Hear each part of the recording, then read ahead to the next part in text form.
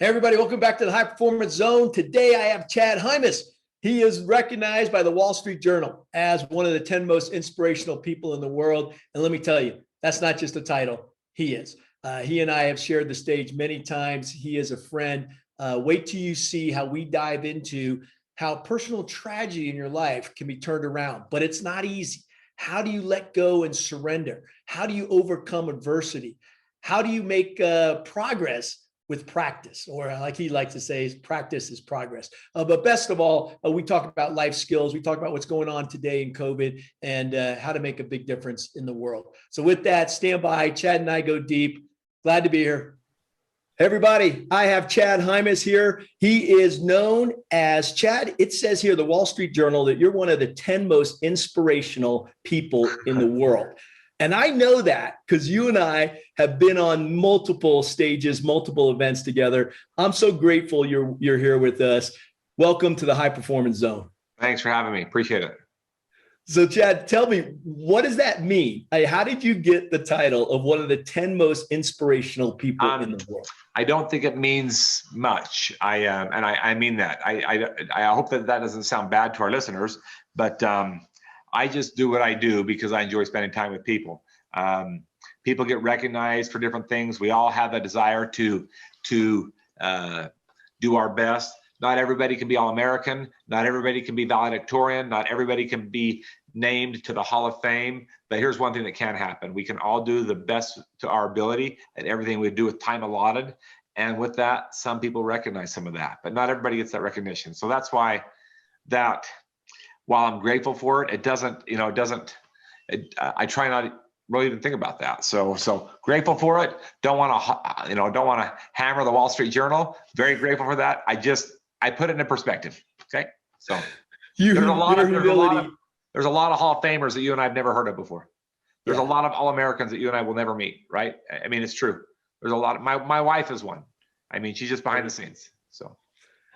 I love your humility. I've seen what you do with people because you connect to the heart, not just the head, right? But what's your story? Give our audience a little bit background on who you are. By the way, you're coming from your home in Utah, right? Yeah, we're up in the Rocky Mountains. I'm at the office, and yep, that's where we're at. So it's a great way to segue into this. We are in the Rocky Mountains, just outside of Salt Lake, about 45 minutes. Shondell and I live on a ranch. My dream never was to be a speaker or write books. I don't like either. I like ranching. I like farming, and it's been 21 years. That long story short, I was in angst to get home on a Tuesday night, April 3rd, 2001. I got a phone call that day at 11:40 telling me that our youngest son had just taken his first 2 steps. My wife is the one that made that phone call to me. So it was a big day, very, very big day. I was 45 minutes away getting my construction company lined up, having our opening meetings, and had a lunch meeting that day. She asked me if I would hurry home so that I could play ball with this little kid that started to walk. I was raised with a silver spoon.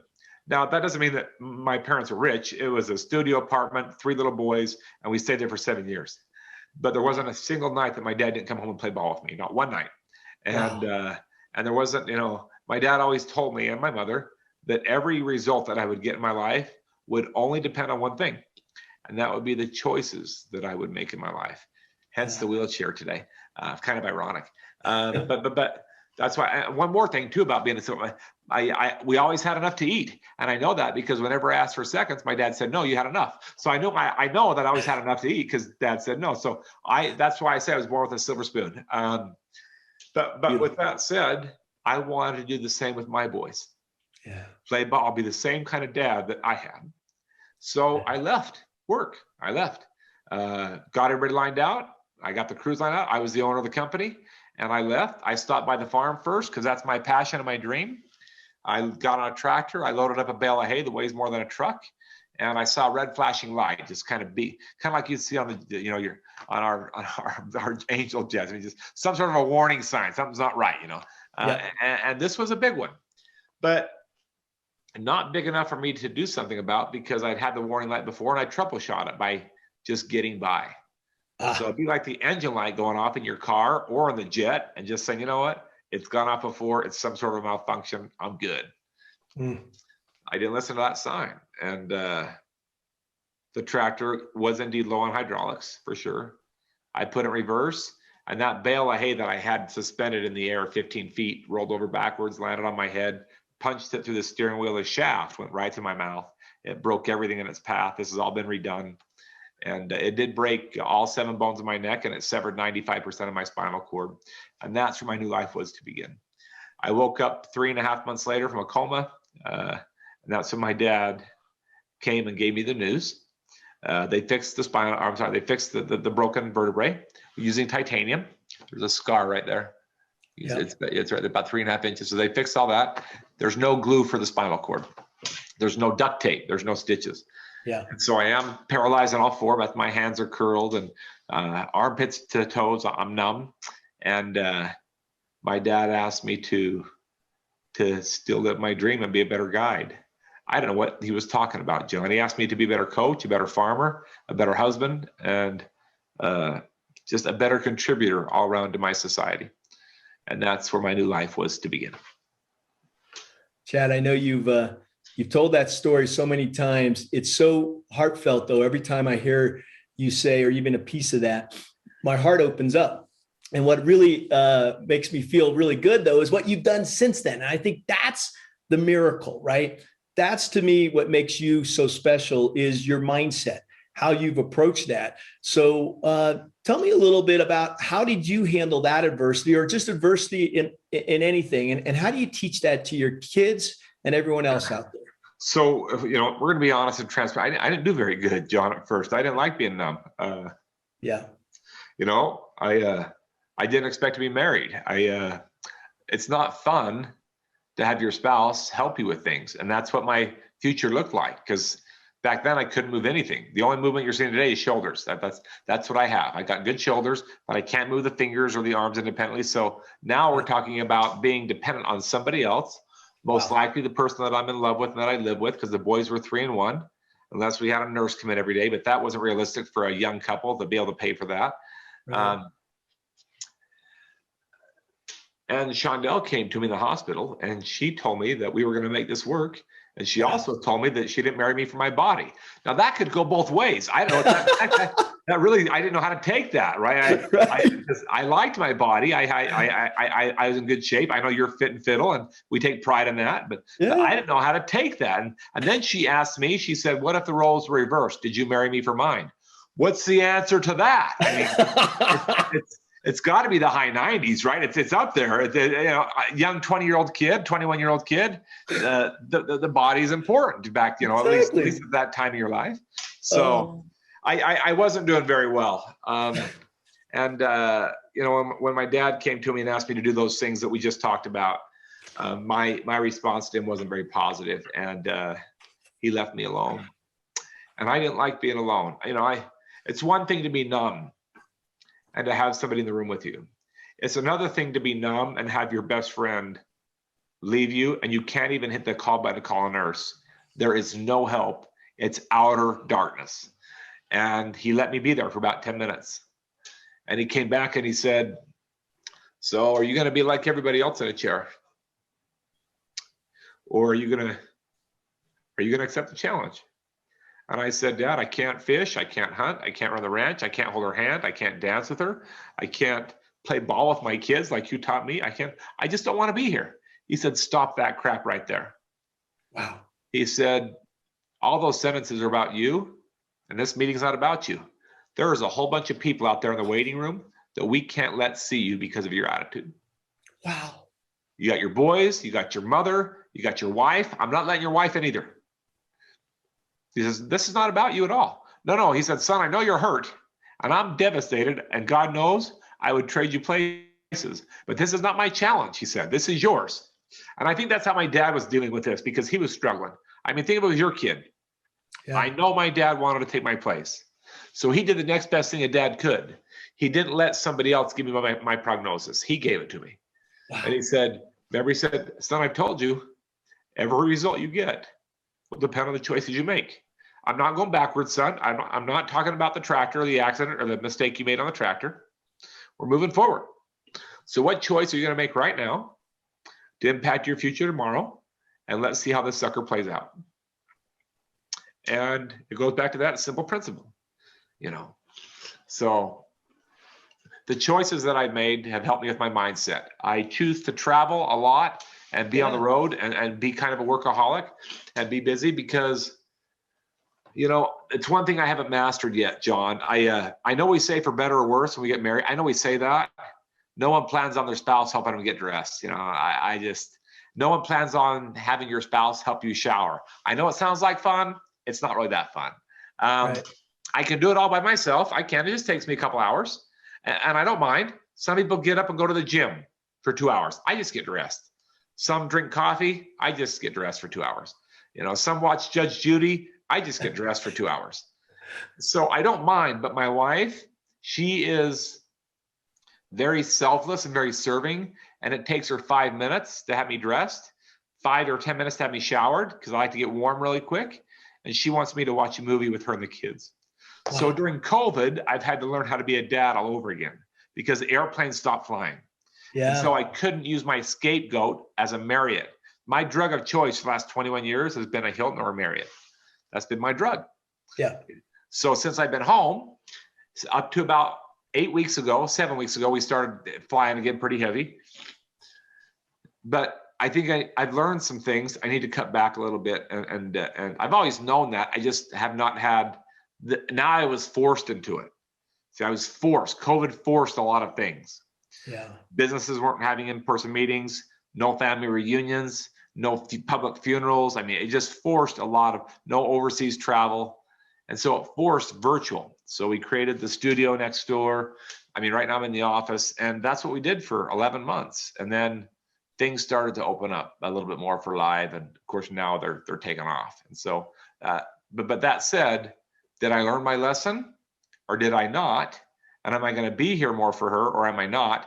That remains to be seen because I don't have, the proof there. So I don't have the proof of concept. I know the concept. I know that it's true. I know that it works. I know that Shondell and I can do this and that I can be home more, but I don't have the number of days behind me yet because, so far I just jumped back in full throttle, but we've had those talks, how many days of the month are you going to be gone now? Because we have 4 children, the 2 older boys, then we adopted 2. There's a gap. So they're younger. They've never had a father in their life. And she wants me here with them. So I need to do that. Chad, I can feel the, not only feel the challenges in your heart right now, but I got the same thing. You and I think we're on the road a lot, right? I'm about to jump here Monday for 4 days, home for 2 days, and then off for 3 weeks, right? Actually going to Africa. But you know what? I'm going to Africa. Here's what's interesting. I'm a human mule. Okay. I'm bringing 10 corneas over to Tanzania. And a good friend of mine, Dr. Jeff Tabin from the Himalayan Cataract Project, he does about 1,000 cataract surgeries in about a week, but he also is going to do 8 cornea transplants. And so I'm the mule bringing the corneas over. There you go. That's awesome. Yeah. And then we're going to, it's so impactful because to give back. But what's interesting is then, I'm going to go to the Serengeti, do a little bit of a safari and then climb Kilimanjaro, which I'm starting to train for. But what's interesting, what you just said is what really hit me in the heart too, is, it's something COVID has allowed us to rethink a lot of things in our life, not just our business. I know you and I both reinvented with the virtual, studios and all that kind of stuff. And now the lives are coming back like crazy and I can feel the energy, right? And I can feel it. And I have to make the same decision that you make, which is, what are you trying to do in life, right? What's the most important thing we need? And it's hard, right? Because it's easy to just go. Right. But I will say this morning, my wife and I, we cuddle every morning. And I loved your story, right? Where you wake up, I set the alarm a half hour early and we do our gratitude practice every morning. That's awesome. And it's so much fun to do it together as compared to just doing it. So what is your gratitude practice? I know you do a lot with that. Yeah. Similar to yours, Shondell and I usually that's at night, right before we go to bed. Okay. We have family devotional. Then her and I, every morning I have a routine when I wake up. Every morning, the first thing I do is I find something I'm grateful for. That might be something as simple as being able to be in a hotel or to be home with Shondell or to be able to spend time with Blue Cross or how about this? Something as simple as sending a text message off to the kids saying, hey, I'm sure grateful for all that you have all done for me in my life. I'm not the dad, all you kids are. I'm learning from you. And send the sucker off. So it's a gratitude moment. Next is physical for me. It's getting dressed. The third thing is more spiritual. It's meditation. And that can come in many forms. It could be, so gratitude to me and meditation are two different things. Meditation, completely quiet. There is some gratitude in that, but I want to learn and grow. So that might be a podcast. It might be reading from the good book, whether that's the Bible or the Quran. I don't care. I think it's all good stuff. So it could be, listening to something like this as well. So something along those lines. And then the fourth and final thing is I want to first and foremost, before I leave and start, is to find someone else to offer assistance to, because I get it every day. Now I realize that I can't do physical assistance very well, but I can pay a compliment. I can have a bellman help me and give him a $20 bill that's not for him, but for his children at home. So those are the four things that I do every morning routine. And you can call that whole thing a gratitude moment if you want. So, Chad, thanks for sharing that. I have a similar thing of, after I wake up, I just do the glad to be here mentally, but then I get out and I stretch. I get on my knees first and I say my prayers, but I'm stretching as I'm doing that, right? And then what I do is, like you said, the meditation. Let's talk a little bit about that. I only did 11 minutes today. Actually, I think we went an extra 4, so about 15. What type of meditation do you like to do? I don't know that I even know the types of it. Because remember, I sit on a bed and I sit cross-legged or I'm stretching. So I will sit there and I have both my arms open just like this. And it just kind of shows that I'm open and that I'm receiving. You give without remembering, you receive without ever forgetting. So I want to be in a receiving moment right there. Right. And then use that to go out and find someone to give without remembering. That way I'm always in debt to somebody. I'm always indebted to somebody. And so that for me is just, sometimes my eyes are closed. I don't want to fall asleep. Sometimes they're open and I just want to sit there and think, and let my higher power talk to me and ask for his help and his guidance. Kind of funny we talk about that. Here we are now, 21 years after the accident, and I'm on this podcast with you, and I'm still farming. I'm just not farming as small a piece of ground as I wanted to farm. So I think sometimes, John, our listeners and those that are watching this podcast, we think so small, we don't even tap into our potential. And here we are, and I'm not saying this to brag. I just never thought that I'd be in 89 countries across 7 continents. That's not bragging. That's just a big ranch. That's all. It's a big ranch. And I thought that 600 acres was a big ranch. So I was thinking small. And I'm going to ask our listeners and our viewers to not think outside the box, but just get rid of the box, because there is no box.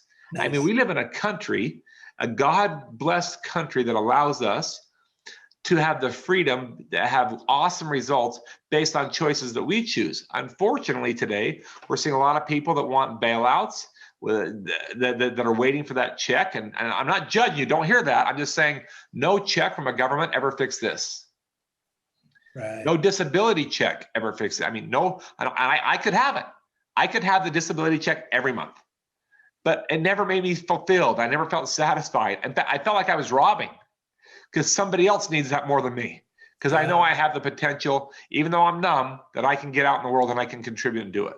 And so I'm not putting a stigma on those that take checks from the government. Don't hear that message.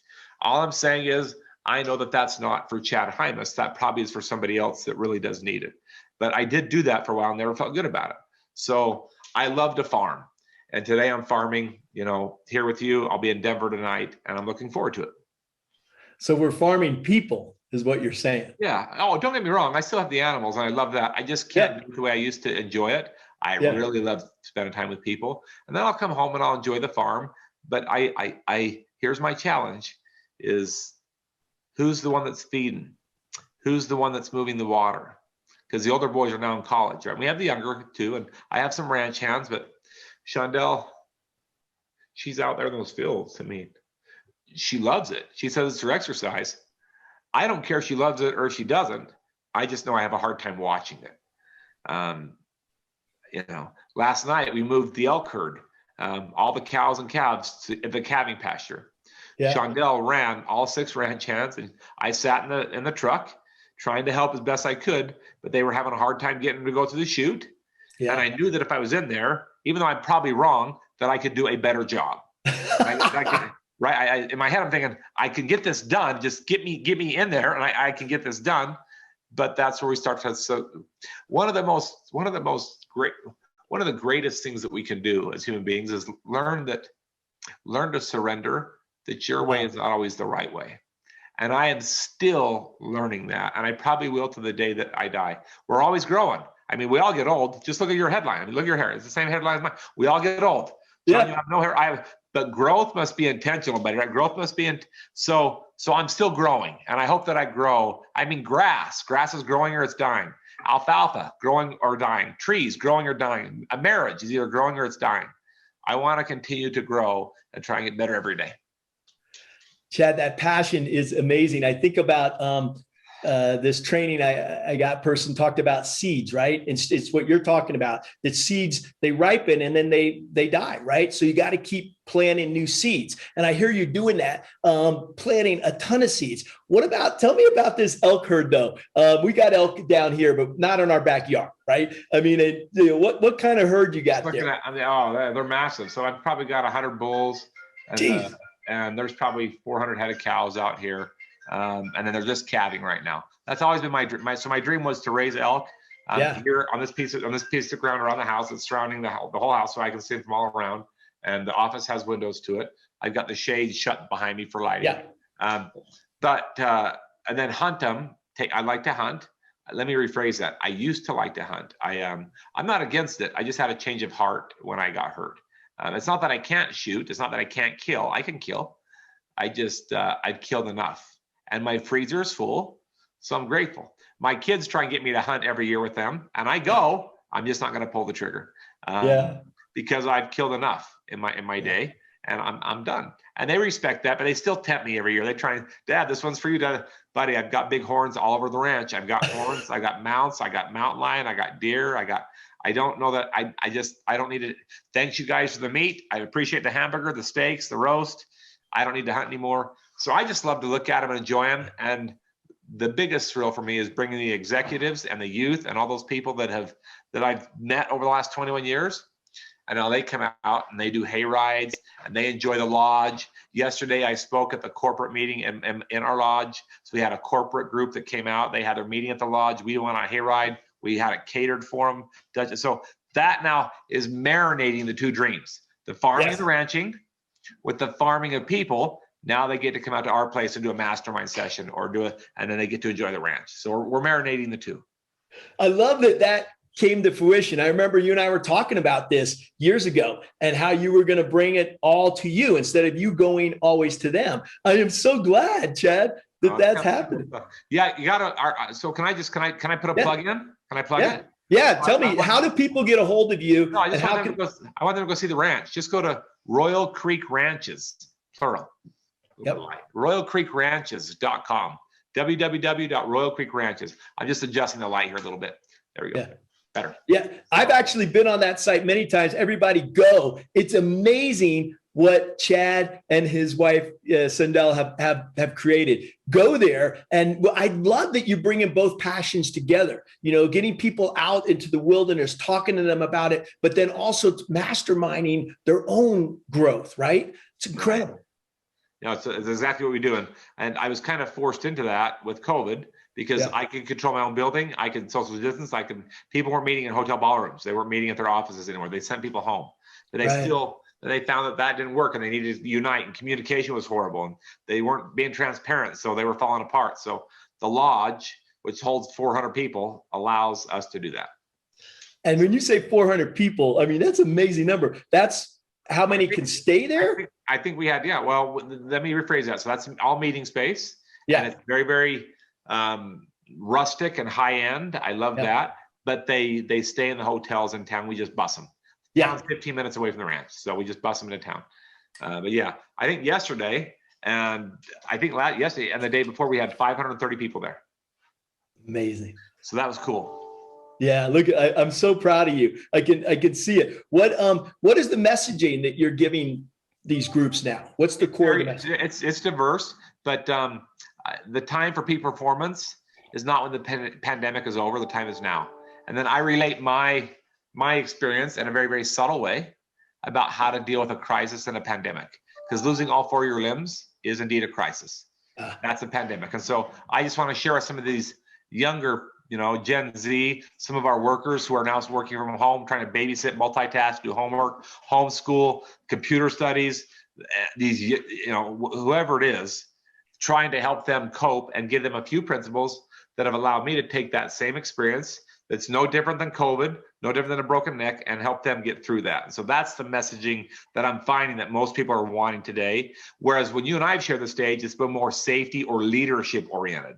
Right. Now I'm doing still the same, but I'm really trying to get people to focus on mindset and the way that they believe and how they think, which is something that I've really had to learn the last 12 to 14 months. And teach those principles to them. I'm not teaching what I read in a book. I'm not teaching what I've watched on TV. I'm teaching my beliefs. That's all. That's what I'm doing. What tools are you giving them for their own mindset? So that's a great question. So there's a few, and not in any order. I mean, tool number one is to get rid of the iopic vision. A lot of times we think, even the next time y'all send a text off, try not use the words I, me, and my. Use you, we, ours, and us. That puts your focus on other people more than yourself, which is awesome. And the second blessing is even greater. You don't have time to worry about your problems. So whenever I send a message off or send an email, or when I talk to somebody, I try and use the words I, me, and my less and make the conversation more about them.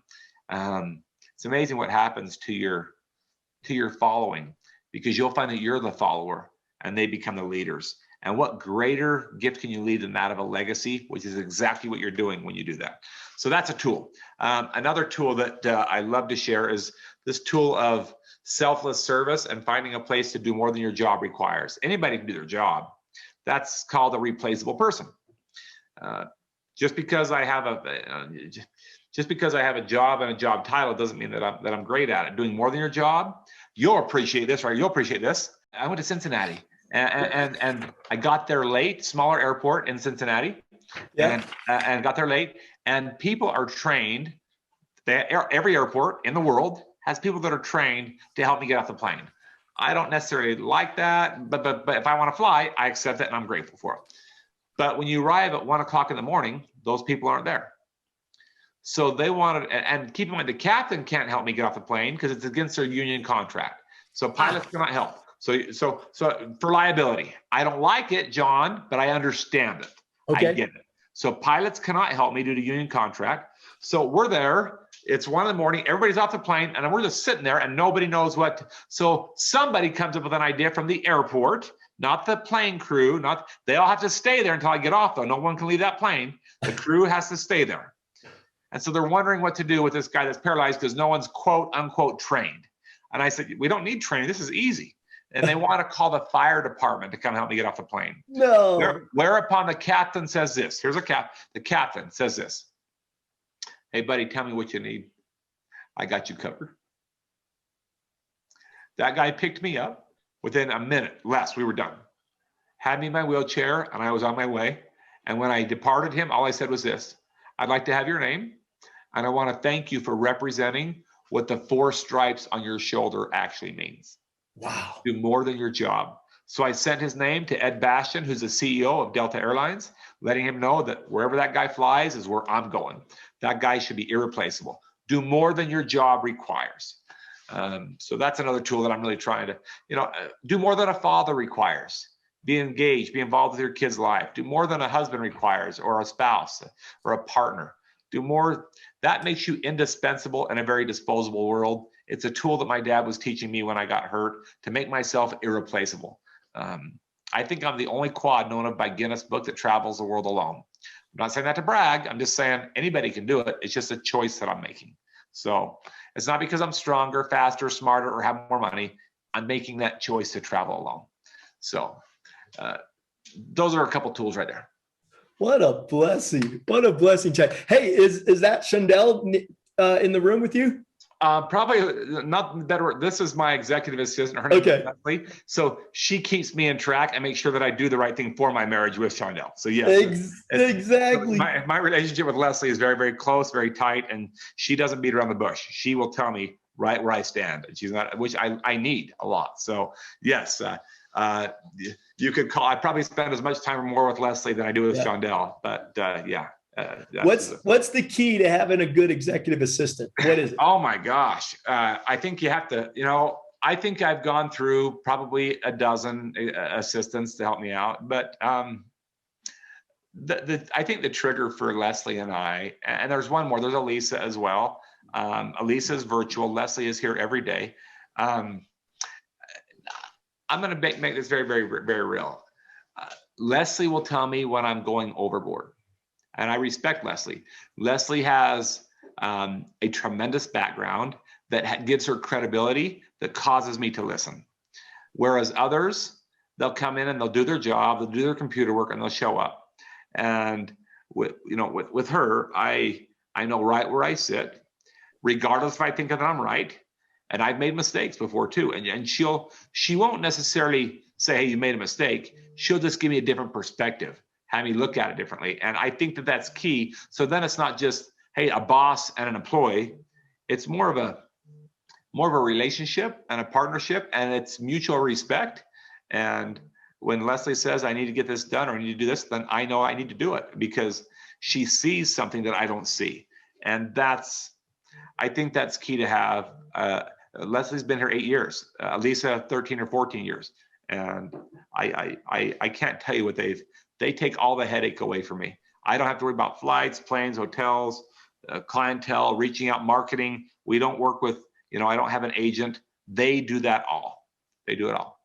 They do all the bookings for you. They do it all. It doesn't mean we won't work with a bureau. When I first started, I did a lot of bureau work. Now it's less than 10%. I'm not against bureaus. I'm just saying it's less. If a bureau calls, that's the problem, is Leslie's already booked the date. She's already got the date. So, and my calendar is so it's visible for everybody to see. We're on e-speakers. So any bureau or any agent can see my calendar. And if it's green, the day's taken. So I'm not doing that because I'm trying to be more free. Leslie's booked that, and Elisa's booked that. And so they work towards that end. And they're very, they're motivated. They're self-motivated people to do that.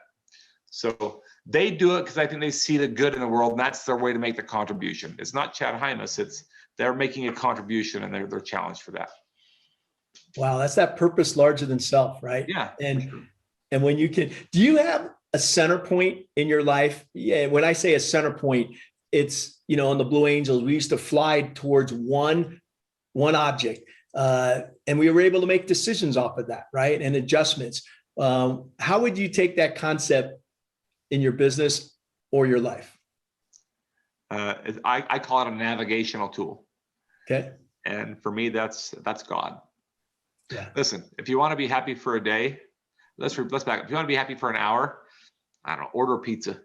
If you want to be happy for a day, go play golf.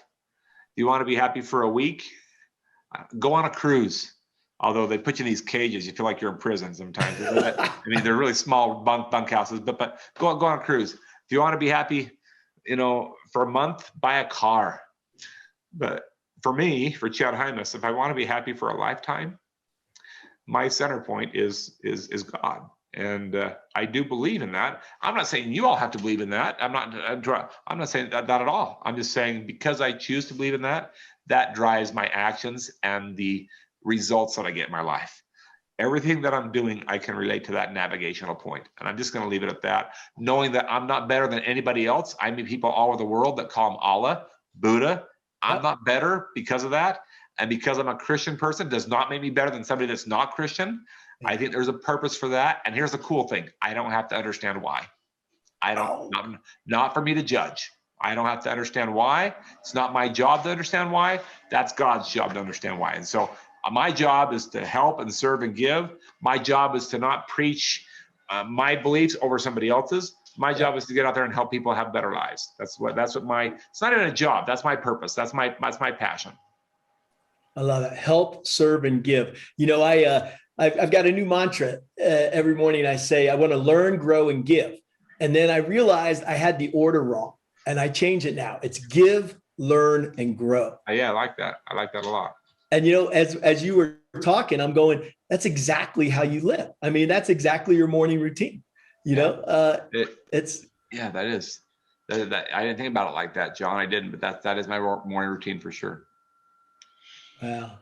Hey, talk to me a little bit about how do you overcome, how do you let go? We talked about this surrender, because I have challenges with this myself, right? How do you surrender? And at the same time, that's that double-edged sword of pushing forward, getting things done. How do you deal with that challenge? So I have found that a lot of us so we talk about surrender, and I call that the opposite of surrendering is independency. Right? We take pride in being independent, doing things on our own, getting the garage clean, washing off the car, mowing the lawn, cooking a meal, holding our hand, whatever it might be. We just doing things all by ourselves. And I have found that surrendering to other people's strengths to compensate for my weaknesses helps me 10 times be more productive. So that's the same in the office. There are things that these girls are great at, these ladies are good at, that I just don't understand. Excel spreadsheets, software, communication skills, how they deal with clients, how they, I have my skill set, but they certainly have theirs. And so when I surrender that it doesn't have to be done my way, I'm better off because somebody else has that strength. It's better and it's physically too. When I surrender to somebody else's strengths, tell me get in a vehicle, an Uber, or a limousine, or an SUV, really a Suburban. And I do travel alone. It's not prearranged. I always find somebody, always. It's been that way for 21 years. Sometimes I have to wait, but as soon as I see those biceps, I will ask, hey, do you mind helping me get out? I can't walk. My chair's right here. I won't hurt your back. I have a technique. Do you mind? I can't tell you that I've ever been rejected. Wow. And then when I go to give them a $20 bill, they don't ever, they don't want to take it. And then I say one more thing. Well, surrender to this, if you would. Do you have a wife or children at home? Or do you have nieces or nephews? This $20 bill is not for you. It's for them. So stop by the store on your way home, grab a big gallon of ice cream, fresh, grab some peanuts, hot chocolate, whipped cream. They love whipped cream. Do the caramel and go have some ice cream before dinner. And don't tell them that you met me. Don't say a word about it. Just go do something nice for them. This money's not for you. It's the same thing my dad taught. Remember what he said? My dad said, this meeting is not about you, son. It's about everybody else. So I always try and give because that $20 bill to somebody that helps me out, because I want them to know that I'm grateful, but then I want them to go ahead and reciprocate that and carry that legacy forward, and not put it in their wallet and use it for them for something that, like gas. Go do something nice for somebody that you love in your life or that you care about with that $20 bill. Grab some ice cream, grab the apple cider sauce and have a toast with your wife, whatever that is. Just go find someone to serve.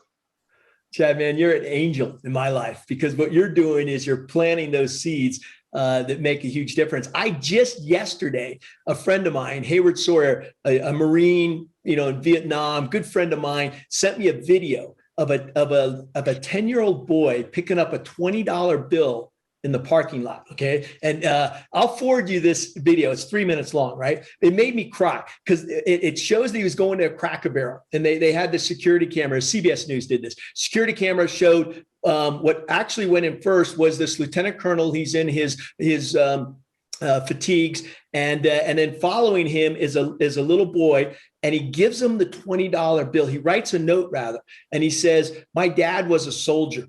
And I think of him every single day."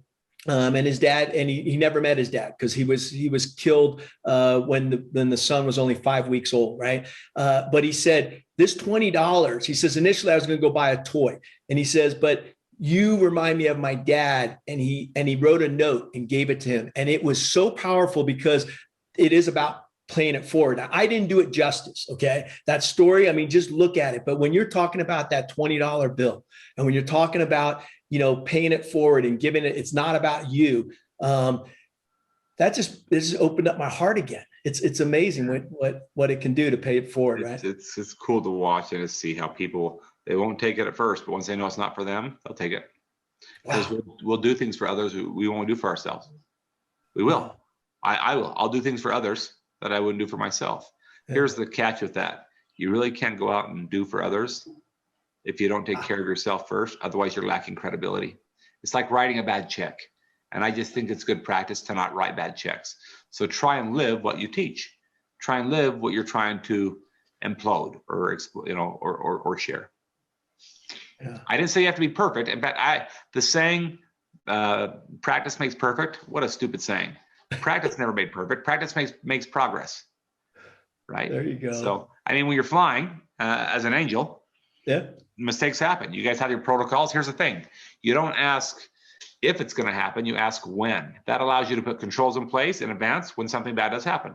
So it's never a matter of, hey, if this happens, or if the plane engine fails, or if I fall out of my chair, or if I find myself stranded at an airport, or if I get there at 1 o'clock in the morning and someone can't get me up. It's only a matter of when. That allows me to put controls in place in advance to take care of it when it happens. I love that. Or prevent problems from happening altogether. Yeah, practice. Just that one mindset. Just that. If people just change those 2 words right there, just those 2 words. It's not a matter of if it happens. It's only a matter of when you run out of gas. It's only a matter of when you get a flat tire on the road. So what are you doing in advance to make sure you have all those prep kits in your vehicle? Water, a blanket, a cell phone, jumper cables, so that when you're there, you're ready to rock and roll. Get somebody to help you on the side of the road, and you're on your way. Otherwise you're stuck. And so just some thought. I love it. I love it. In fact, let's go into a couple of other life skills that you live by, whether they're words, sayings, a mantra, somebody that has taught you. What are some of the life skills you live by? Because I think we just came up with one, right? I mean, you came up with one. Practice makes progress, right? But give me a couple of others. There's no such thing as false hope, only false hopelessness, because everything, for everything we do know, there's so much more that we don't know. And tomorrow will be a better day. Just think of COVID. For everything that we did not know about COVID 14, 15 months ago, look how much progress we've made in 14 months and how much we do know. And the same applies to each one of our lives. There's so much more that we don't know that we do know. The more you know, the more you realize you don't know much. The more you know, the more you realize that you don't know much at all. I think we covered a couple other life. Remember, always do what's right. There's never a wrong time to do the right thing. There's never a right time to do the wrong thing. I'll say there's never a wrong time to do the right thing. There's never a right time to do the wrong thing. So always do what's right. Try and do what's right. We don't have to make this complicated. Life is simple. And if you don't know what the right thing is, I don't know, read the good book or pray and listen to your heart, and then you'll know what the right thing is. So if you don't know what's right, then just think about it for a second, take a step back, meditate, pray, ask for help, read the book and find out what's right. That's, so, and then, we talked about this one, always do the best to your ability with time to spare. Remember, you're not expected to be perfect. So do the best. I need to do the best I can to keep my weight at a manageable weight so people can lift me up. I need to do the best I can to stay physically fit. I need to do the best I can to communicate well with Shondell and to show her that I'm grateful. I need to do the best I can to be a good coach for my boys. So here's another one. Leadership is not announced by title. It's demonstrated by behavior. Just because you're called a CEO doesn't make you a good one. Just because you're called a pilot does not make you a good pilot. Just because, I'm called an inspirational person does not make me a good inspirational person. I have to demonstrate that I'm willing to live by those terms. So. Wow. What I like also Gandhi, be the change you want to see in the world. You want to see. Yeah, that's a good one too. Yeah, for sure. And that one is one that's stated and very well known all around the world. So yeah, those are good mantras. One that David Horsager shares is, and he's one of our friends that shared the stage with us, is never lose trust. Once you lose trust, it's very hard to get back. So do your best you can to always maintain trust with people.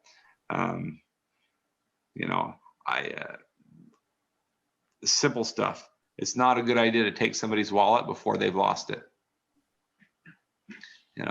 Just things like that I try and share with people, and then I elaborate on some stories. Yeah. How do you rebuild trust? You mentioned that about trust. If it does go, how do you rebuild it? Yeah.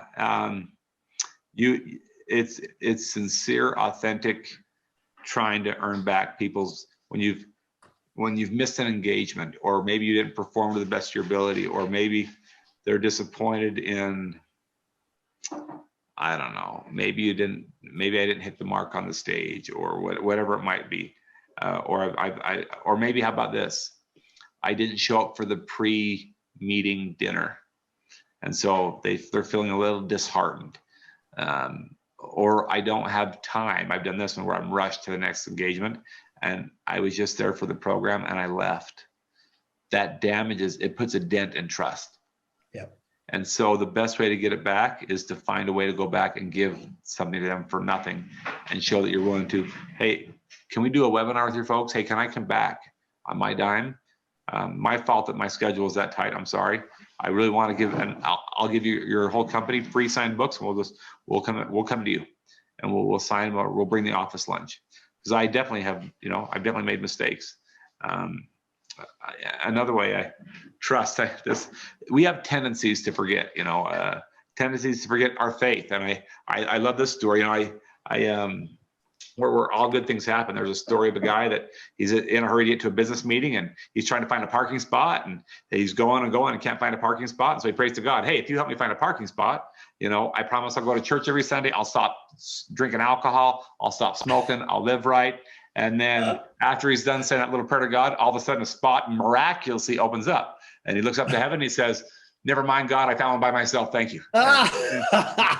So we have these tendencies to forget our navigational point, right? We have these tendencies to forget. And so you asked me what my navigational point was, and I told you. Yeah. And so sometimes I think I breach trust with him because I think that I'm doing everything on my own, and I can't forget that. Now that's for Chad Hymas. I realize that we live in a world today where people preach and say that you have to be careful about what you say as it pertains to God or Allah or Buddha. Quite frankly, you asked to interview me, so I feel like I can say whatever I'd like to say, and I would never object to somebody else's beliefs either. I would be very open-minded to that, and I love them for that. So, yeah.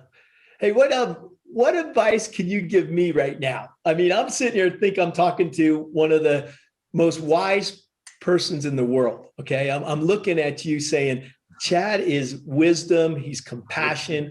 He's empathy. So you know what you're doing right now? You're causing Leslie to laugh.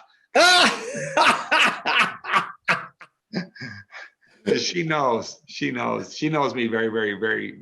She probably knows me better than Shondell. I've been married to Shondell for 26 years. But no, as far as advice, I don't know that I have any other than you exemplify. Attitude resonates. You're light, and it resonates with other people. If I don't like the way that people are behaving in a meeting, or if they're not engaged, I probably ought to change something about the way that I'm presenting. If I don't like the way that my kids are behaving, instead of taking away their iPhone or their iDevice or the car keys, I might want to grab a mirror and look at myself.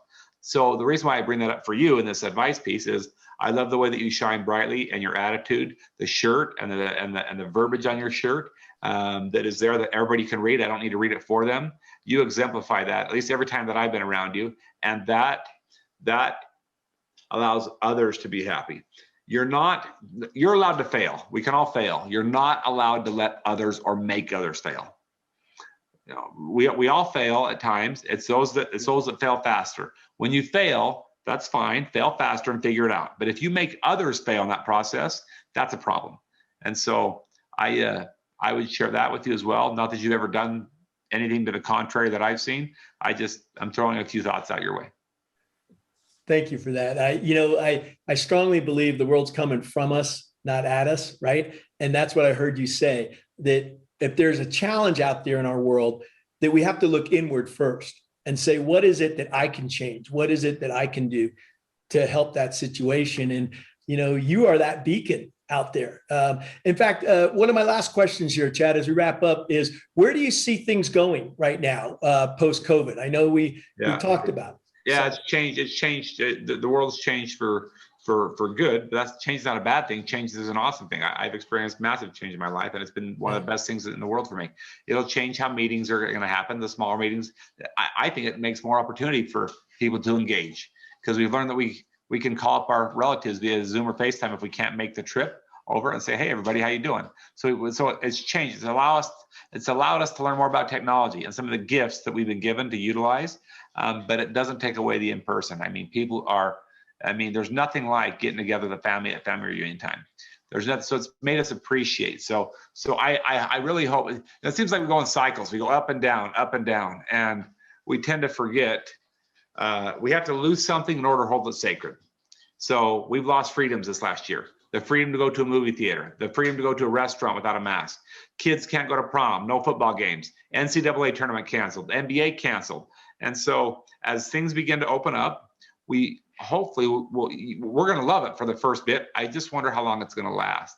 And so I hope that this changes a lot of people for a longer period of time, knowing that we are a cyclical people, that we cycle. We tend to get complacent or tend to get comfortable and then we become ungrateful and we forget our navigational point, whatever that is for you.